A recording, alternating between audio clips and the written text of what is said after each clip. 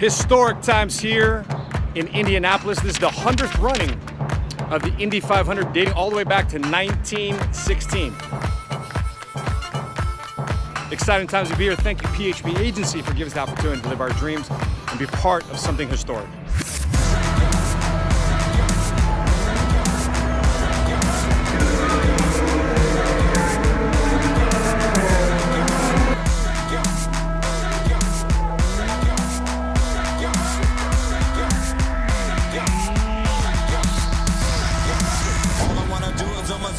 Zoom, and a boom, boom. All I wanna do is on my zoom, and a boom, boom. Ready with the 1-2 check. Records and effects and effects, but I'm never got the track. About the honey shaking, rumps and boxing. Booties of the cutie, steady shaking, but relaxing. Stop with a dream like a fucking I'm to make you jump up. Let the bodies in the body shake. I like the way you comb your hair. I like the stylish clothes you wear. It's just the little things you do. That makes me wanna get with you.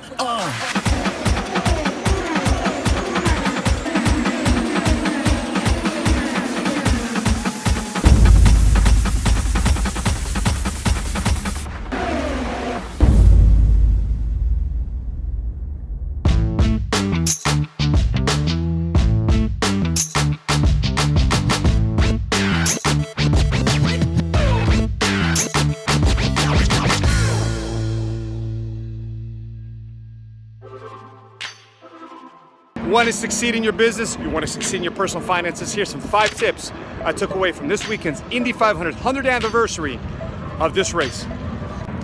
When people ask me, Matt, you know what, I look at races, I look at oftentimes finances. Listen, a lot of these racers started racing when they're 8, 9, 7, 8 years old, really early in their life, to get their hand-eye coordination down in terms of racing, turning the corners, just having the feel for racing. And I translate that to business.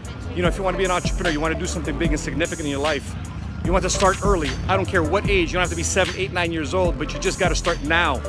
You got to get the hand-eye coordination of entrepreneurship. You got to get the mental toughness, the emotional tolerance necessary to succeed. As an entrepreneur, you must develop the skill, the technical know-how, just the rhythm of learning how to fail. See, this is what these racers know how to do. They know how to start early, they know how to fail often, and they just keep getting back on the track. A commitment to winning means you must constantly change, you must constantly develop. The top speed back in 1911, check this out, was 75 miles an hour. Some of you guys do that right now on the drive home, you commute home to and from work, to and from your job. The first race of this magnitude back in 1911 was 75 miles an hour. So in other words, if you want to constantly have a habit of winning, if you want to constantly have a habit of succeeding, you've got to continually develop. This is 100 years later. These guys are going 200 miles an hour. These guys are learning the skill necessary to turn the corners, to have that mental toughness to stay cool when it's hot. I mean, it was really hot outside today. And yet these guys, these racers, are staying cool and sitting inside their car in the heat of battle, in the heat of moment, where seconds matter. These guys are in it, the commitment to winning. Why? Because they're practicing when people are going home. They're practicing when people are taking weekends off. They're practicing when most people just want to take it easy, want to be casual, and they want to be content. These racers are winning because they have a commitment to winning all the time. It's just not a one-time thing, it's an all-the-time thing. Technology and speed, just like they are in these cars, will also happen in your life. Technology and speed, people that came in after you will soon pass you because they just want it. Education, technology, internet, all these different things, they'll pass you up just because they wanted more. Technology and speed will increase. To get ahead of the curve, instead of being behind a power curve, you must constantly change if you want to win. To these guys, seconds matter. I mean, literally, within 7, 8 seconds, tires were being changed, oil was being wiped up, fuel was being resupplied, and making sure that everything was safe to get back to winning the race. In the sport of racing, drivers can lose the race in the pits.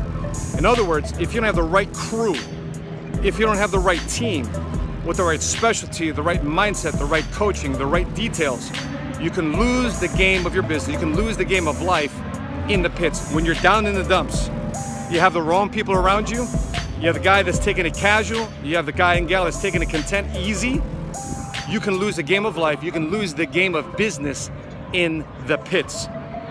My next thought here is today, if you haven't done so already, create a tradition. Create your legacy beginning today. You know, I was just sitting next to a gentleman And he's been to these races, the Indy 500 races, since 1992, schooling me on the sport of racing while I was sitting next to him. And she and I were having a conversation with the people to the left and to the right of us. They're just there. This is like a yearly thing from over a Memorial Day weekend. Listen, if you want to have success in your life, you got to start thinking about traditions, about practices year after year after year. Just kind of like this race. 100 years into it, they've got a 100th race, Indy 500 race. Create a tradition in your life, create a tradition in your business. So something that your family, your business can look forward to. You know, I'm thinking about what traditions you are establishing. And here's the thing, is that you may not understand it that it's valuable today, but 5 years from now, 10 years from now, 20 years from now, you'd wish that you established your tradition. Because here's the thing, 50 years from now, 60 years from now, 100 years from now, your friends, your family, people that you love and care about will figure out what type of traditions you held or didn't hold simply by social media. They'll know by the YouTube videos. They'll know by your Snapchat posts. They'll know by your Twitter, your Instagram. They'll figure out what grandma, great-grandpa did, what type of tradition they did, and they'll figure out, man, I wish they did something special for me to live on, carry on to this day. So consider starting a tradition in your life, in your business now. History will remember winners.